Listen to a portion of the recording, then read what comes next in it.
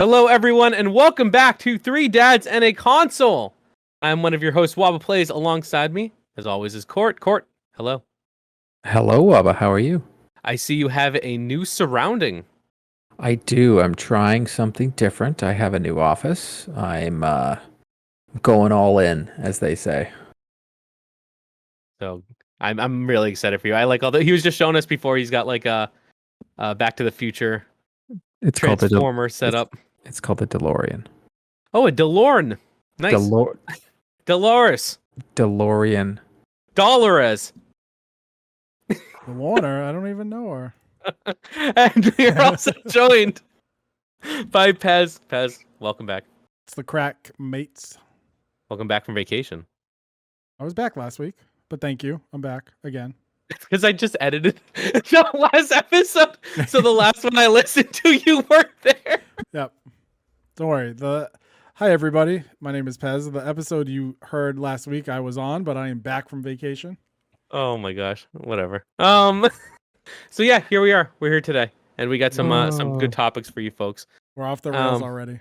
and a bunch of nonsense as is tradition. Seriously. Our first thing we want to get into is actually our long forgotten host Pez. Pez, you've been playing Death's Door. You're actually super excited for it. It's like your most anticipated game of the year. How you liking it so far? Loving it. I'm loving it. So I've been playing it on stream. We're probably about 6 hours. Nice. We're probably about 6 hours into the game. That beep y'all just heard is because I forgot to close out of a messaging app. So that it's about 6 hours so far in game. We're probably looking at, like, from what I've heard, like 12 to 15 hours of gameplay.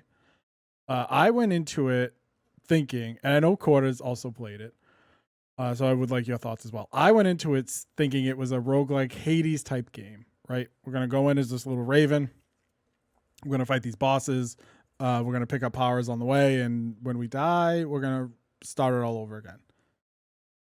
False. It is action adventure game, skillfully crafted, small little labyrinths. As a Nintendo nerd, a word I'm trying to use a lot more. Shout out Court Lalonde. As a Nintendo nerd, I would, and I was saying this last night on my stream at twitch.tv/Pazelle56x that Sell out. Yep, you got that right. That it is more akin to a game like The Legend of Zelda: the Minish Cap, right? You're not going to have these major temples you go through like an Ocarina of Time or Link to the Past.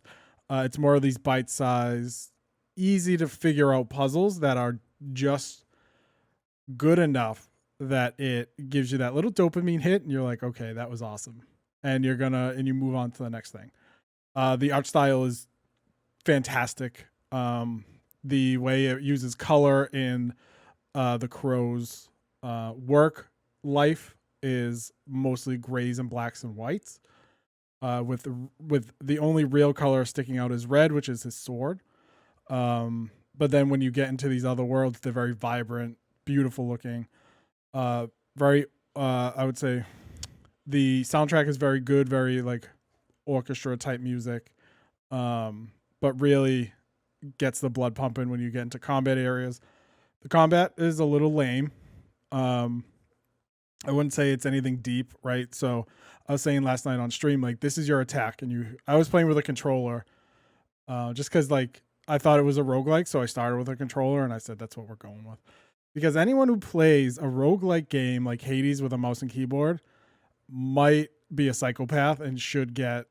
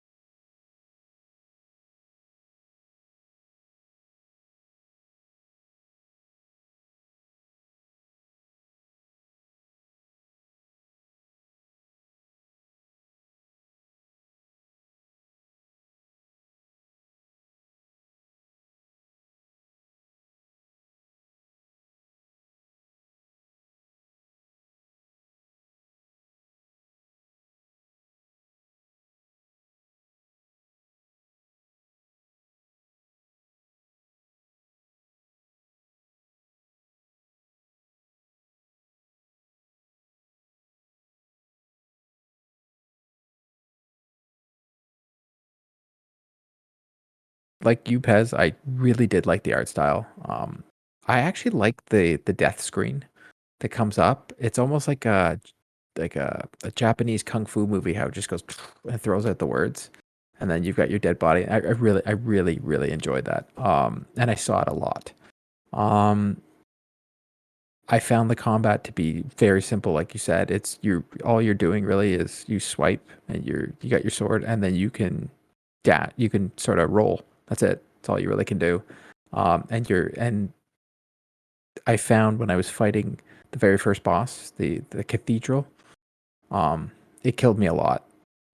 Even like the spin move it does with the little spire that comes down and digs into the ground, that got me a lot. And I found that the game wasn't as responsive as I wanted it to be. Like I was pressing roll, and he was rolling, but he was rolling not.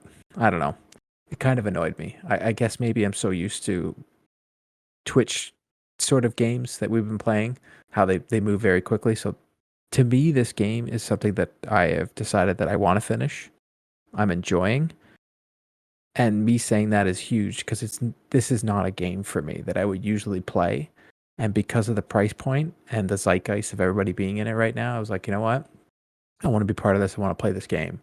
And I'm actually enjoying it, which is very rare. So maybe I will enjoy Hades. Doubt it, but we'll see. The killing that you describing, like dying and not getting back. The thing I did like about it was when I died, I just started right back to pretty much where I was. Like I could go back and do that boss over and over again. I also did notice, I don't know if you noticed, Pez, if you die, you don't lose your experience points.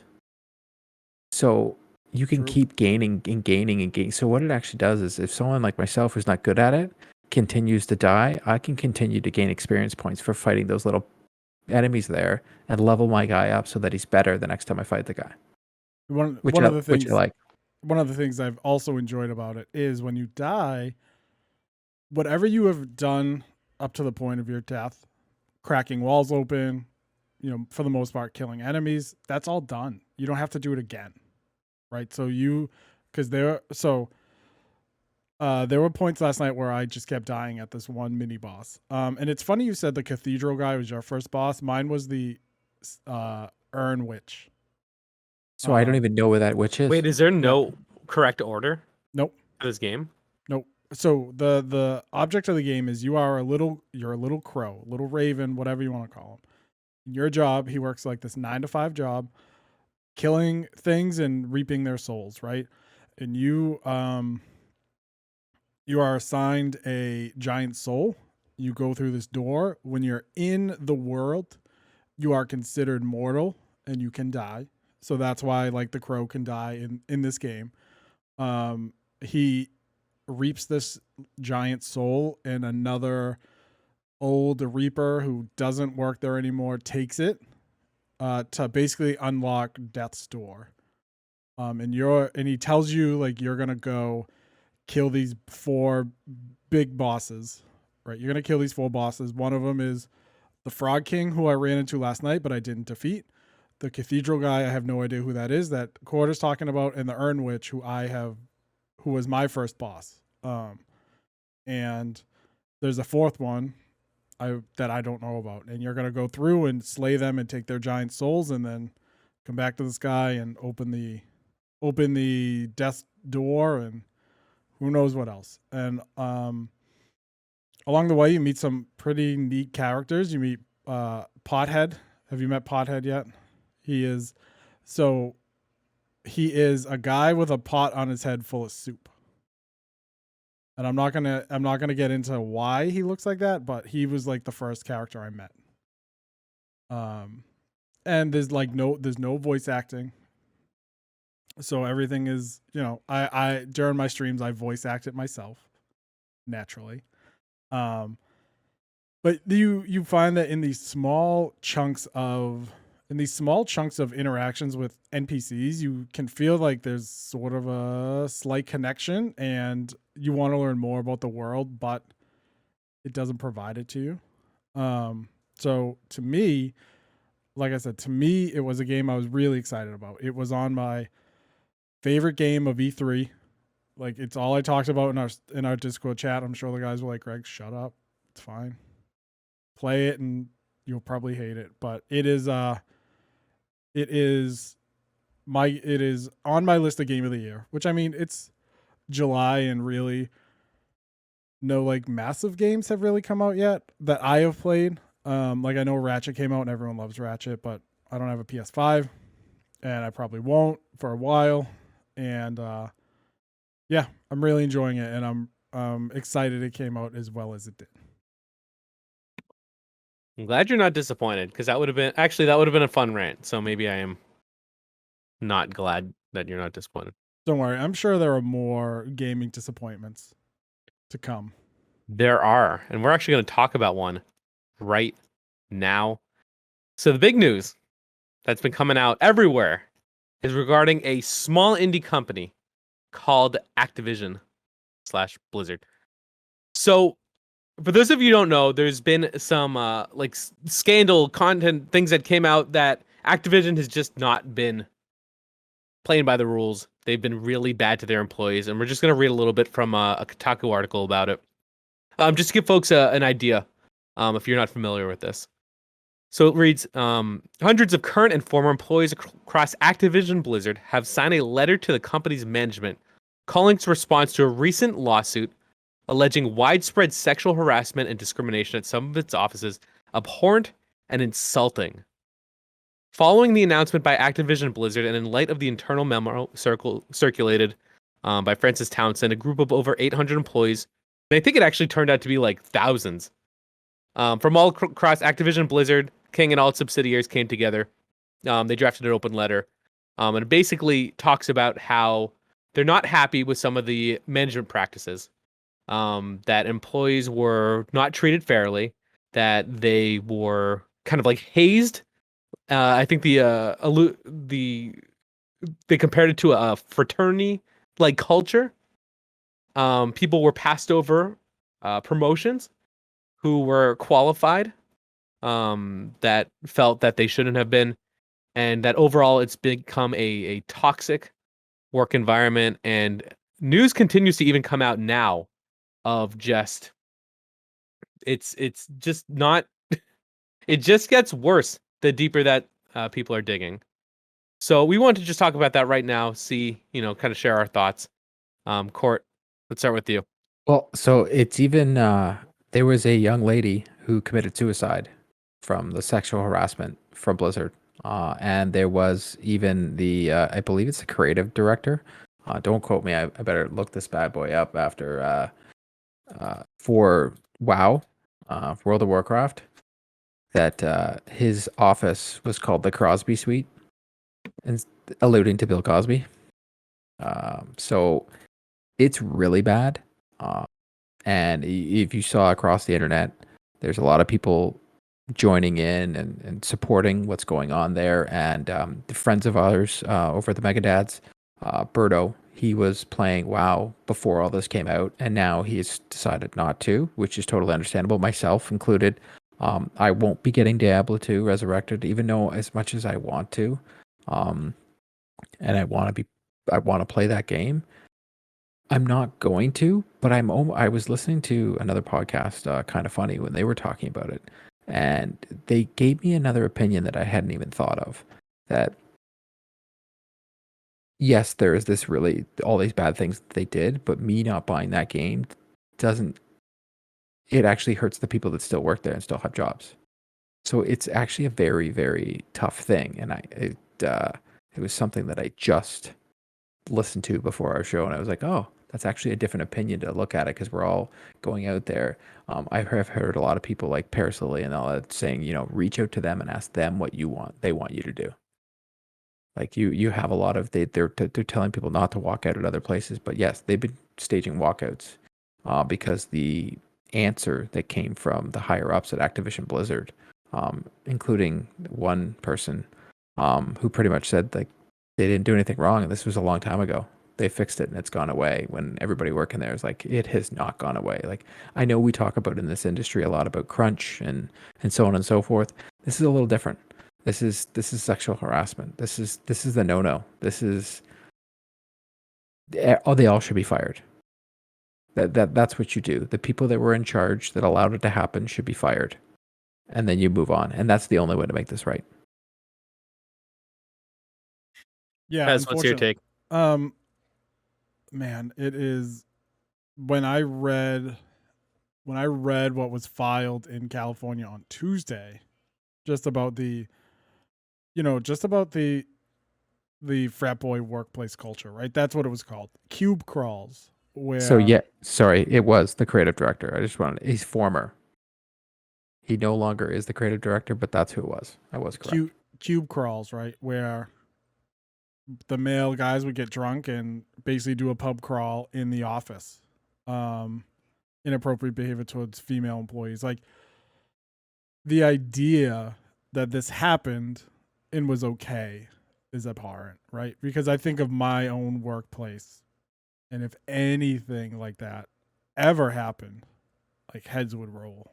So the fact that this was allowed speaks to, obviously, that Blizzard, because it seems like it's a Blizzard problem, right? We say Activision Blizzard because Activision bought Blizzard, but it's a Blizzard problem, right? That Blizzard is not ran well, and it seems most of it has stemmed out of the World of Warcraft team, which, I mean, I don't know. There's nothing I can say. Like, oh, I'll never play WoW again because I never played to begin with, and someone last night in my stream was like, "Oh, are we ever gonna play Overwatch again?" And I was like, "I don't know." And he's like, "No. Like, with everything happening, are we gonna play it again?" And I was like, "Whoa, I gotta think about that." Like, I don't know, because I obviously do not believe in what Blizzard did was okay, and I don't think anyone would. I don't know. And I kind of agree with the kind of funny take. Like, if I don't play Overwatch again, am I sending a message to Blizzard? Or or are they such a large conglomerate now that it doesn't matter? Like, if we don't buy Diablo 2, if the three of us say we're not going to buy Diablo 2, does that ultimately matter? Given that it's Blizzard and people are going to buy it. Well, not even that. What about the people that worked on this game that they weren't terrible people like this Alex? Like, it falls into this Alex Afrazabi. Yeah, but like, let's say it's a small, like, different example, smaller studio. People decide, there's a management team that's just bad, and people decide to boycott the game, and then the studio goes out of business, and all those people who are being mistreated are now out of a job. I'm not saying which is the right solution, but it's an interesting dynamic of this. Yeah, and this isn't. I don't want anyone to get it twisted. This isn't me being like, what they did was bad, but I'm still gonna play their games, because although really the only Blizzard game I partake in a lot is Overwatch, like, I don't know if I still want to play it after this, right? Because it's like, because you're still funding the corporation, either with your time or your money, buying loot boxes, or both. Like, it's still a thing where I don't know if I feel okay logging into Overwatch, even though the Overwatch team, it doesn't sound like anything happened with them. So question to you both. So it looks they fired. So this article's been updated. They fired this Alex for I'm not even. You know what? It doesn't even matter. They fired the scumbag. If they do more and the employees agree with the actions, does that change your mind? Because us not buying the game still affects the employees that are working there. But they are doing these walkouts, and the employees have obviously given things. Hey, this is what needs this, and this needs to change, because these employees are still going to go work there every day, and they're still working on these games. They're still putting their everything.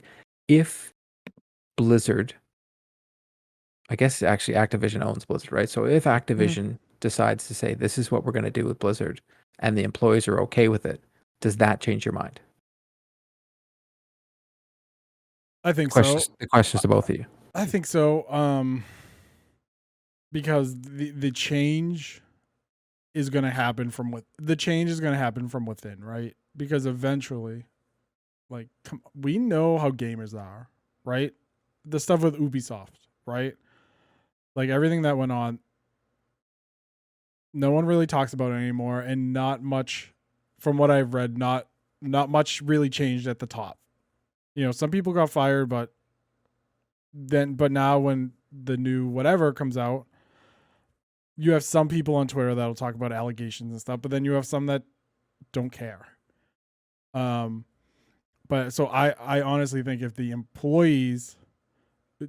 change comes with the employees and they're happy with the changes and the culture of the company changes, that's a good thing. And that can only happen. Outside pressure can only do so much, right? They could, if Blizzard comes down and they fire whoever, but they don't change the actual culture because of what they have learned, then they're doomed to repeat their history. And if they don't learn, again, those who don't learn from history are doomed to repeat it, right? So I think if Blizzard can take the correct steps and make right both with those who were harassed, like obviously those victims, and then punish the accusers correctly, and does what they have to do, you can't. At that point, it's hard for me to look at them and be like, well, it happened. It happened, so you're forever just this trash company that doesn't care. So oddly enough, you talked about Ubisoft. Sorry, I didn't mean to cut you off. That's okay. Today, their employees had an open letter signed by 500 current and former Ubisoft employees announced that their solidarity with the workers at Activision Blizzard demands movement from their own leadership and calls for systematic change across the entire video game industry. Over the past week, the game industry has once again been rocked by revelations that are long known to many of us. The letter, shared by Alex Stephen Totillo, reads, revelations that a year ago, many of hearing about Ubisoft, it is clear from a frequency that these reports that there is a widespread and deeply ingrained culture of abuse behavior within the industry. So it goes to your point, Pez, where it's not just Blizzard and Activision. It's everywhere. It seems that almost every developer, if you kick enough rocks, it's gonna get bad. What do you think, Waba? I mean, obviously it's terrible, and what worries me is the fact that it was enabled and allowed to happen, and that the people who were impacted didn't feel that they could speak up against it because it continued for so long. I don't think it's a fact of they didn't feel like it was wrong or like it's not their fault, but they were in a position where they didn't think. I'm assuming I don't want to speak for them, but it seems like they were in a position that they didn't feel that they had the support of the company to even like report it. Now, in terms of the resolution, what's interesting is that the employees are taking a stand to make things better. Now, especially with everything going on in pandemic and stuff, you've heard about like Starbucks and everybody just doesn't like the manager, so they just quit. And like that's that. So I'm not saying they should, because that's their own decision to do based on their morals and their situations and whatever. But the fact that they're deciding, hey, we're not going to quit, but we want to make this better. To me, that shows that they have a lot of pride for the work that they do, and that the management and culture is not necessarily a reflection of them and their teams and what seems like the majority. So, when you ask, do you support their games? I support the developers. I don't support the people in charge.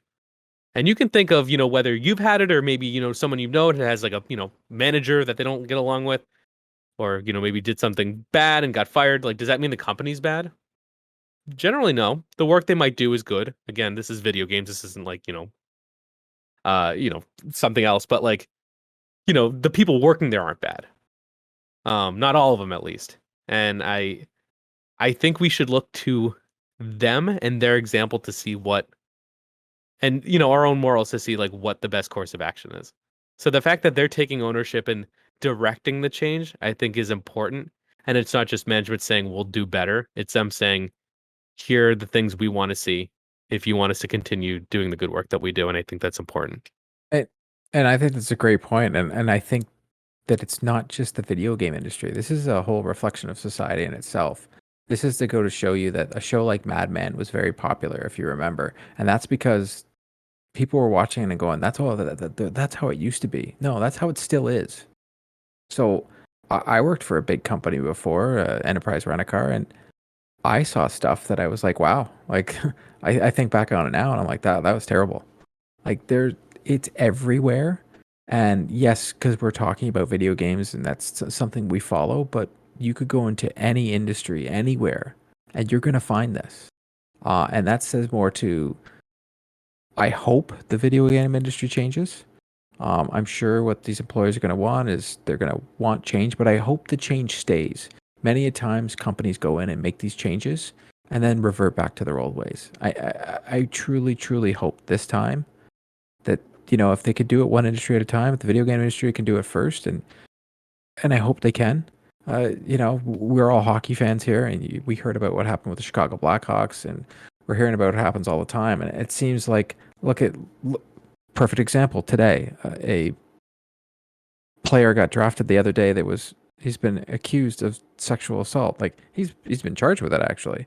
And then you have the other player that, said very racist things, just signed with another hockey club because, old man hockey culture. So it's a whole, everything needs to change, not just the video game industry, but we focus on the video game industry when we need to change everything.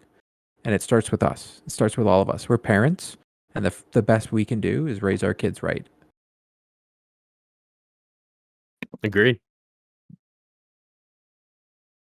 So Pez, is there anything else you want to make sure we add? No. Good. All right. So I know that's not like the typically an uplifting topic that we usually talk about, but it's something that's important. And like Court said, it doesn't just impact video games; it impacts everything. And it's something that we just want to make sure people are aware of. And we again love to hear your thoughts on it as well, because it is something super relevant today. So our next topic, Court, I want you to lead into it. It was actually another interview with Sean Layden. And Yes. You have it up, right? Yes. So Sean Layden did an interview with GameIndustry.biz. And I just wanted to read some things that he said, because we talk about it all the time on this show. When's Sony going to do their Game Pass? This, that, and we also do mention that we truly feel that the three main console companies, you have Nintendo, who, I'll say it again, is a toy company. They don't look at themselves as selling a console. They really don't. They look at themselves as selling a toy. And that's why they'll have third-party games on there, but at the same time, I don't think they care. And then you have Microsoft, and then you have Sony, and I truly feel that they're different.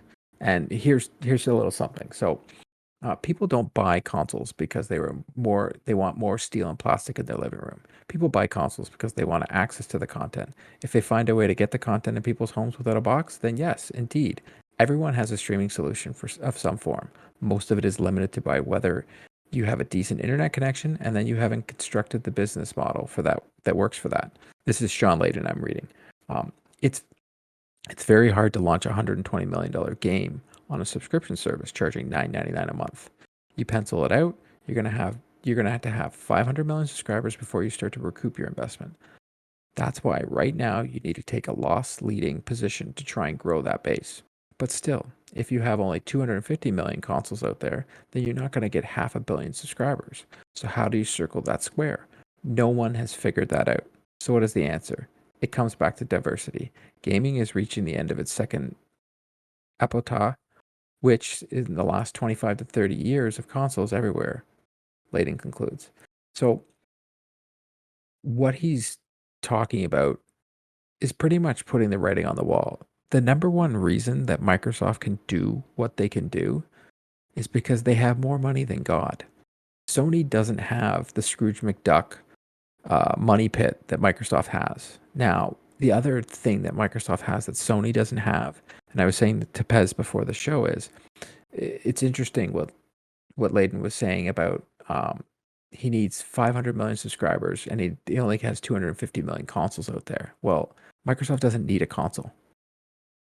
You can have Game Pass on a PC. You can have Game Pass on a phone. You can have Game Pass on an iPad. You can have it on a Surface Pro. You can have it on the console. It doesn't matter. You just need to have a device with a screen, and you don't even need a controller, because most of the Game Pass games now, they keep talking about how they're allowing to do touchscreen. So that is one thing that Microsoft can do. Plus, Microsoft is playing the long game.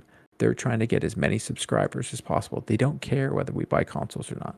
They're trying to get subscribers. Sony right now, they can't afford to do that.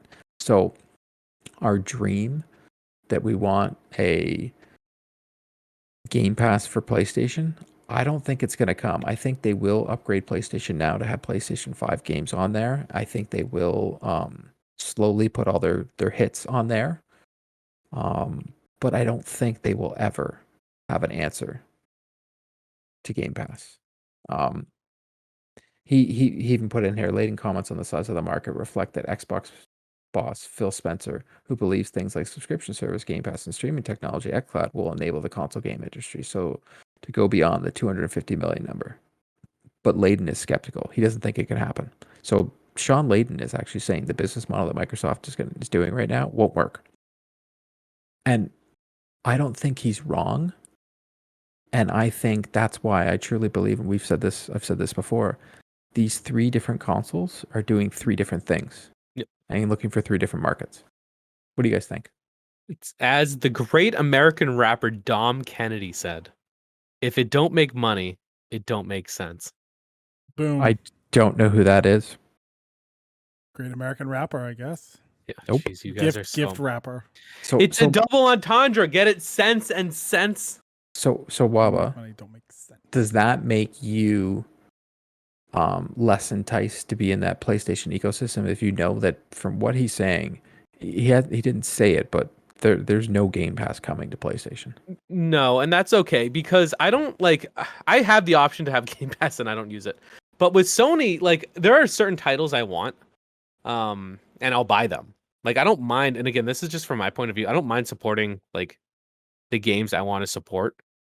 If it doesn't make sense financially, then I'm just glad they said something, because right now there's all this ambiguity, and I feel like Sony hasn't been very upfront with communications of the fact that he's coming out and being yeah, so I know you guys want this, but we can't make the money work, and if we can't make the money work, it's not going to be in business. Now, does that mean they can't adopt something like PlayStation Now? No, and repurpose that, but for example, I pay for PlayStation Plus, and there's a bunch of bungus coming out next month. I don't remember the last time I really played a PlayStation Plus title, so I don't know the utility I would get out of it. And with Sony, I buy it for the big exclusives, and I think those are spaced out in such a way that I don't mind. And again, that's just kind of me. But as far as Sony goes, didn't they they took so he's saying they take a loss, and it would take a large number to recoup. And I get that, you need a high attach rate, and basically you want people to not, subscribe to it and then buy all the extras and whatever. That's with consoles, typically, I don't know about this generation, but past generations, they sell it, they lose, let's say $150 every time they sell a console. Well, it's because if the attach rate is, whatever it is, every time they buy a game, if you need 5 to break even and people typically buy 9. I mean, that's why I don't know why the Vita wasn't successful, because the attach rate was something in the double digits. But I think with the PS3, because they were all high and mighty on PS2 success, they tried this there. They sold it at a big loss because they were so confident nobody bought it. So the last thing I'd want, and you saw how that, went. Granted, they evened out in sales later, but the last thing I'd want is them to try to compete with it, fail, lose money, and then not have to just junk Naughty Dog and say, you know what, we're shutting this studio down, get wrecked. And it seems like they don't have the infrastructure for it, and that's okay. And the fact that they're saying it means they're not being delusional. So follow up, because you're our PlayStation guru. I like PlayStation, but I'm becoming more and more part of the Xbox family, and I don't mind it. If Sony offered something, not calling a Game Pass, say they combine PlayStation Now and PlayStation Plus, and they just got rid of the name PlayStation Now, they just call it PlayStation Plus, and they gave you their first-party exclusives a year later, not 6 months, do you think that Sony people would subscribe to the service and still buy those games day and date? I do, but I've noticed that Sony actually runs pretty good sales on their games. I've gotten a lot of, because I've waited, you can get it for $40, $20. It's not super expensive within the same year. If something comes out in March, April, and you're patient enough and to wait till October, November, You can just get it for $40 or $20. So, would people subscribe to like what you're saying? Like, I think so. But in the meantime, I think there's an option of just, like you get it for free a year later. Yes. Or you can get it as a reduced price. I think they do a good job of discounting their games. Also digitally.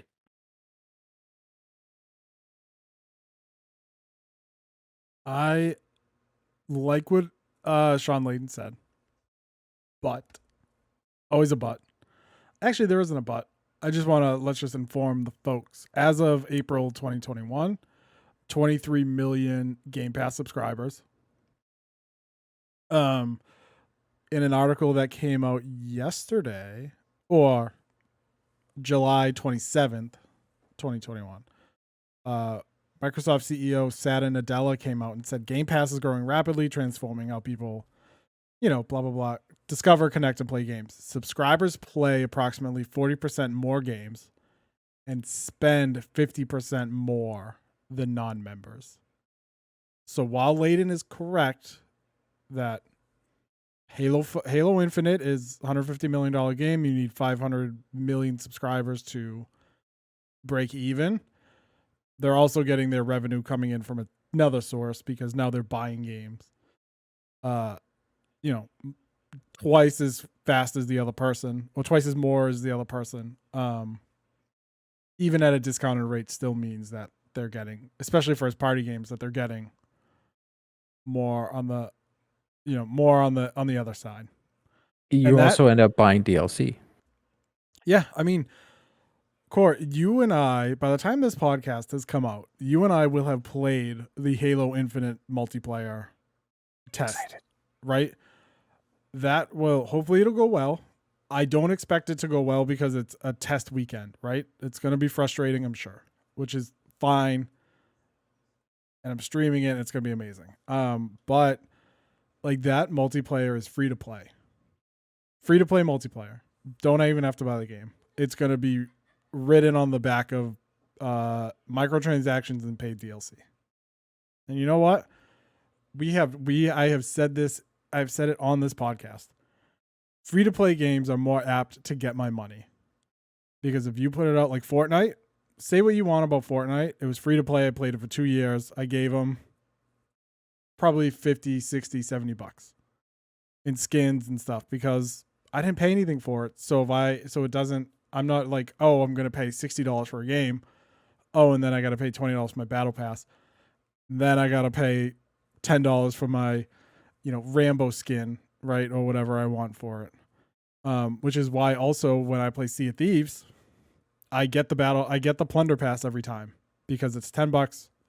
I got the game for, my Game Pass subscription. But when it comes to Game Pass, the more you play, the more value it is because it's that dollar per hour thing that I use when I buy a game. I like to look at it as how much did I spend on it? And let's put $1 per hour into the gameplay. And if it exceeds, if it has the ability to exceed it, like Death's Door, it was $15, 12 hours. I'll take it. It's a success, right? Game like Monster Hunter, $60, 150 hours. We're good. We made it, baby. It's that's how I consider if I got my value for a game. But in Game Pass, if I play 20 games and I play them for an hour, we're looking at 20 hours. Even if it's 20 hours for the month and I paid $10 for it. Well, $15 now because I have Ultimate so I can play xCloud on my PC. What? So I get why Sony doesn't want to do it. Sony doesn't have the infrastructure. They don't have a dominant OS like Windows, even though Windows is trash. You're right about that. The OS, like the fact that like they're integrated with a computer company and they're like, you can play it on our phones and our computers. Yeah. That's a big part of it. Waba, I'm going to say this now. You're scared to try it because if Waba tries it, he's going to be like, ooh, I like this. I can't. Like people out there listening, I've given Waba 3 months for free. 3 months. He has not used it. He's scared. You take that back. Nope. Waba will download Game Pass, and somewhere in Japan, Shuhei Yoshida feels a twang in his heart. A single tear, tear. a single tear goes down his eye, and he says into his mirror as he's swirling his bourbon, he throws it into the fire. There's a lewd Vita Japanese developer ripping a Wobble Place logo off his wall. He says, crying in Japanese, but I don't speak Japanese, E2 Wobble Plays, and the scene goes dark. Anata desu ka? The maid runs in, she's like, Nani? Oh, man. So, yeah. I mean, Sony doesn't have the infrastructure, right? They don't have the OS. They don't have the integration over PC. And if Microsoft didn't launch those horrible Microsoft Windows phones and like actually spend time to work on them, and they had like real Windows phones, you know, the sky would be the limit. But Microsoft has the upper hand. It's Microsoft, right? Can I share a hot take about this situation that just came up when we were talking about our fictitious situation? Of course. Fictional. I wonder if Microsoft has the infrastructure, not just because they're a computer company, but let's say on the gaming side. Because during the Xbox, I don't care what it's called, 360 days, Xbox normal, Xbox days. That'd be. Are we talking the Xbox? Xbox Classic. Duke. Let's call the it Duke. The giant thick boy. Yeah, that's the Duke. Okay, Well, PS2 yeah, era. Xbox. I use numbers. They charged for Xbox Live. And it was a superior service, and they had revenue coming in. All that time from all these nerds. Sony said, you know what? We're going to let you play our games for free. And guess what? It went down all the time, but they weren't generating revenue unless you opted for PS Plus. Now, they have a 10-year financial head start on Sony, who now made it mandatory to play online by buying PS Plus. And it's way cheaper on PS Plus. It's $50 a year, or if you're like me, you can get a code for $25. I don't know how they make money. I'm wondering if that head start, that 10-year head start-ish, allowed them to be able to put this into play. Because, Court, I know you said they're playing the long game. Maybe that was part of it. It's possible. I'm not going to rule anything out, but also at some point, the failings of the Xbox One and the rocket strapped to the PlayStation 4 would have maybe negated anything that maybe negated any gap, because the 360, for me anyway, the 360 was a superior machine to the PlayStation 3. I didn't really like the PlayStation 3, but that's on me. That's my opinion. And I think if you look at total sales, the PlayStation 3 may have outsold. It did. They did. Yeah. It did. It did in the end. Yeah. So, as of March, the PlayStation 3 moved 87 million units, while the 360 was 84 million. Kobe. But the Wii was 101 million. Oh my gosh, because Nana bought the Wii, dude. It cost $5 to make. The Wii was good. It did not cost. Anyway, we're getting off topic. I don't ever suspect. Hot take: I don't ever suspect a Game Pass from Sony. You want to know why? 2 reasons. 1, I don't think they have the infrastructure. 2, I have this weird feeling.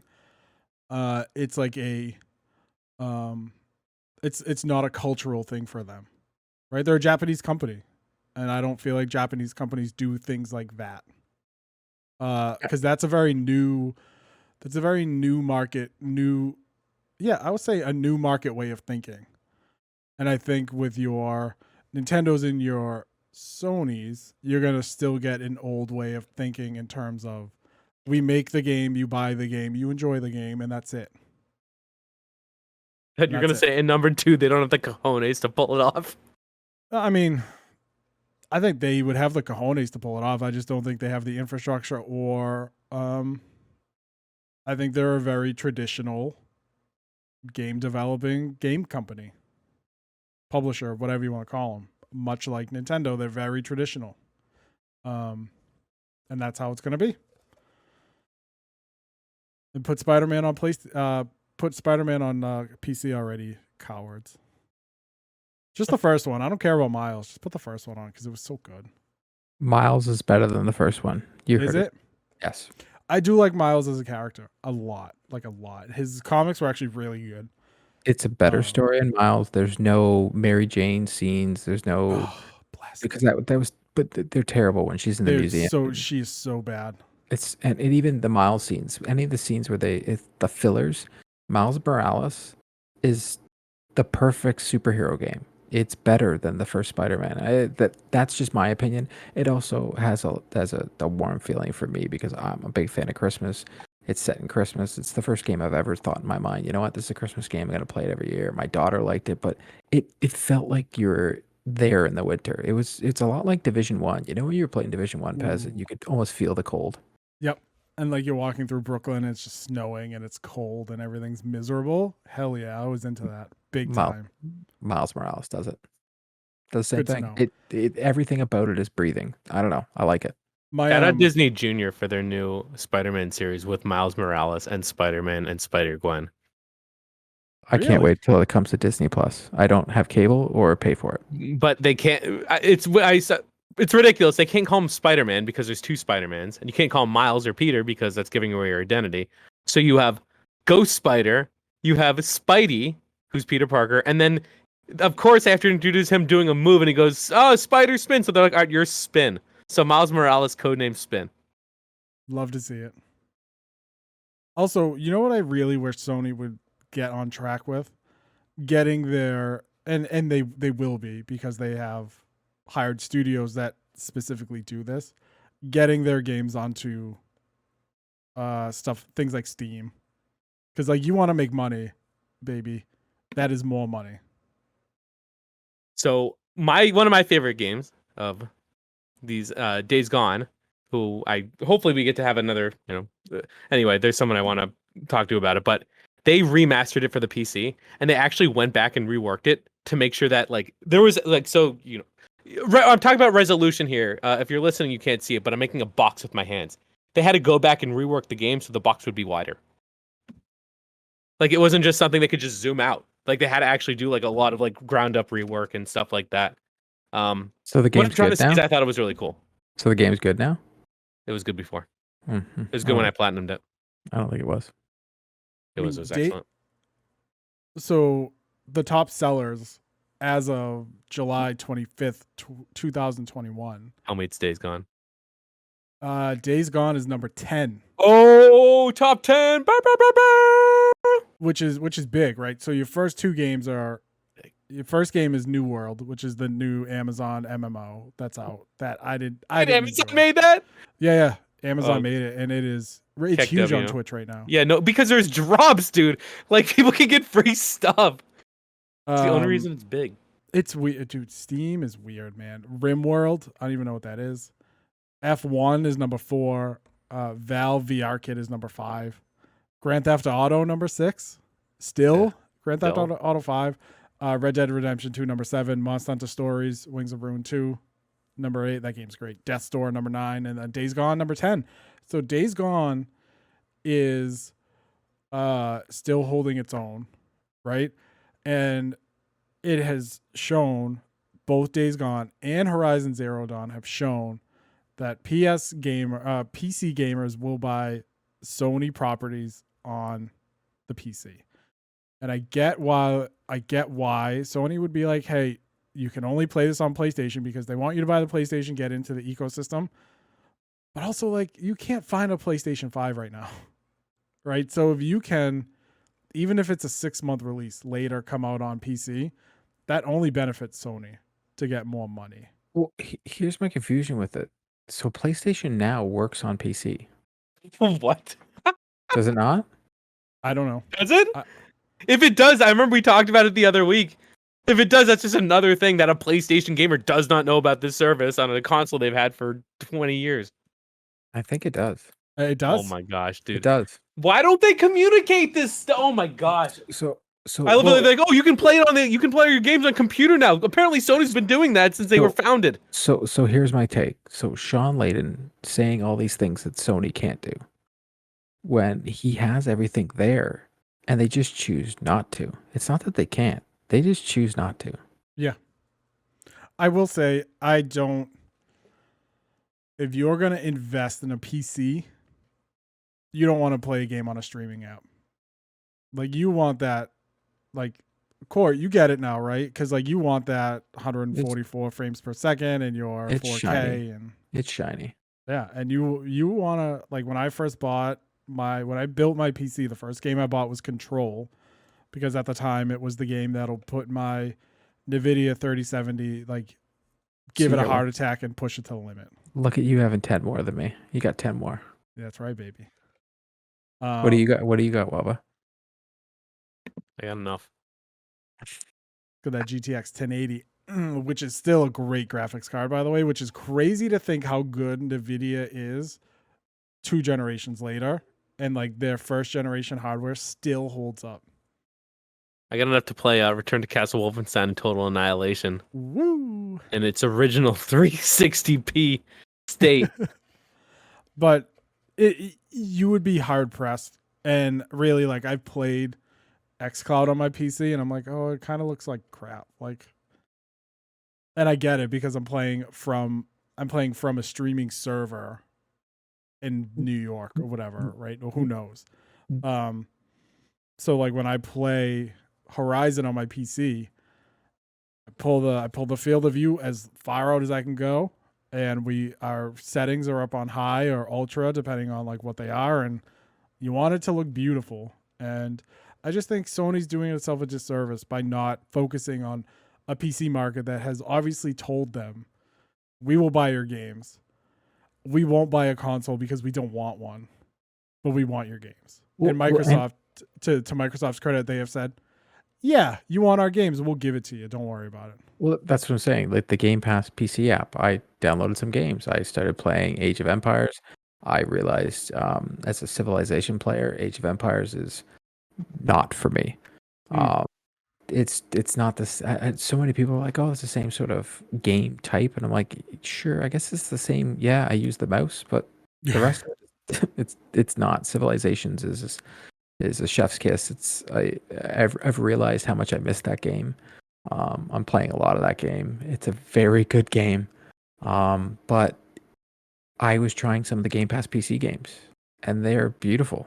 Like they run amazing, and I can hook up my Xbox controller to my PC within seconds, and I'm still playing Xbox on my PC. Now, I can't play every of them, so I do have an Xbox Series S here, and I'm still able to do that, but I'm going to play Flight Simulator tomorrow before I jump into Halo.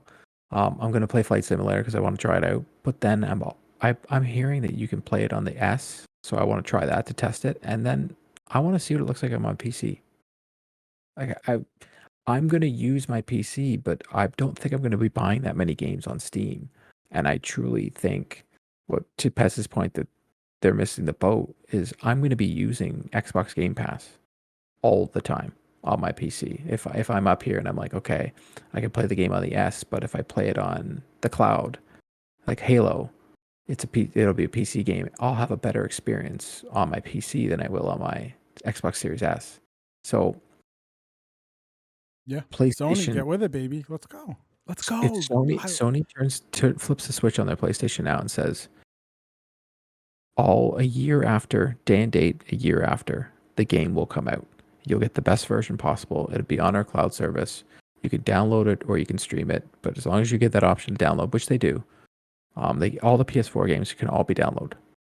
All the PC games can all be downloaded. It's the PS3 games that can't be because Sony decided to make a console that doesn't like anybody, and they hates everything, including its own ecosystem. So Sony could still make all their money, Scrooge McDuck money.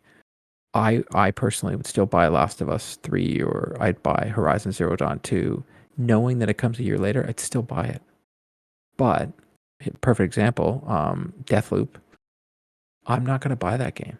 I'm going to wait till it comes out on Game Pass. But I wouldn't do that for Sony first-party games because those are different. Those games are better so far than Microsoft first parties. So I truly believe Sony's missing out on a lot of money here. Like a lot. Mm-hmm. So that's going to wrap up this episode of Three Dads and a Console. Appreciate everybody for listening. If you watched on YouTube, hello. Make sure to subscribe so we can get that vanity link at 100 subscribers on YouTube, Three Dads and a Console. You can also rate and subscribe to us on your podcast platform of choice, and follow us at 3dadspod on Twitter.